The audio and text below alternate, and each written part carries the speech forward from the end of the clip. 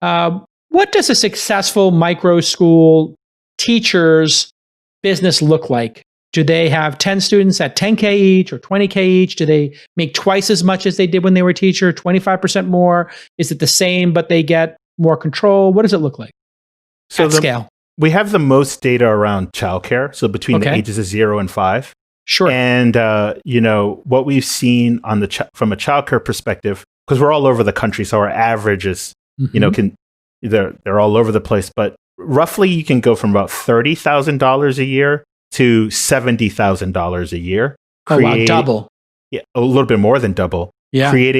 But we have providers who can make $150,000 a year running a childcare program. I've talked to when we launched our micro school solution, I've started to build relationships with existing micro school providers all over the country to learn more about sort of their businesses. And I've talked to folks who are making, $200,000 a year running micro schools in clearly affluent areas.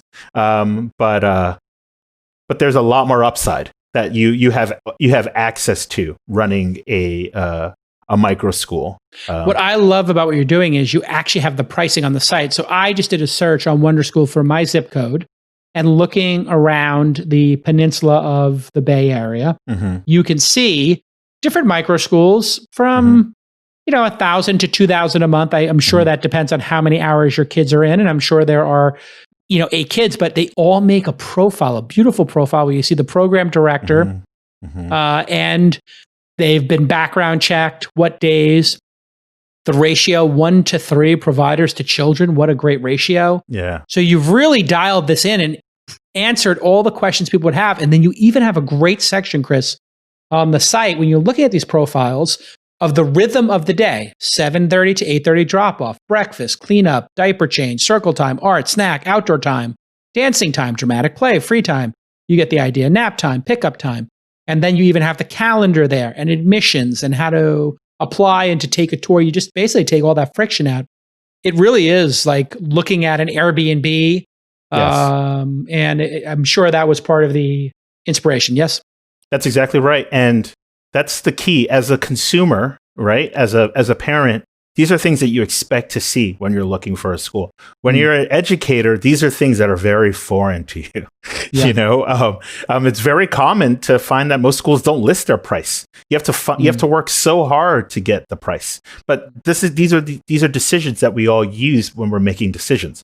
So we try to surface all the things a parent needs to be able to make a decision, and we try to be as transparent as possible, so that the parent can make the best choice for them. Because the other interesting thing about childcare and school, it's sort of like buying a home. You, me, and we took a sample size of 10 of your listeners. We all have different ideas on where we want to live. We have different ideas on the types of homes we want. We have different ideas around the type of schooling that we would put our children in. There's a lot more variables that go into making that decision than the average decision. I think that's a super important point, Chris, because parents, for some reason, seem to have abdicated their childhood education to the public school system without even thinking or considering other possibilities. And this pandemic, I think, one of the silver linings to it is that you can sit for a second and pause when your kids are home. Yeah. Hey, what do I want my kids' education to look like? What are the possibilities?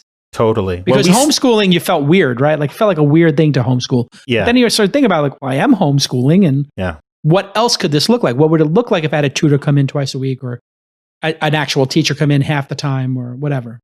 Yeah, when we started the company, we were like, hey, let's make them all Montessori schools, right? Montessori is the best.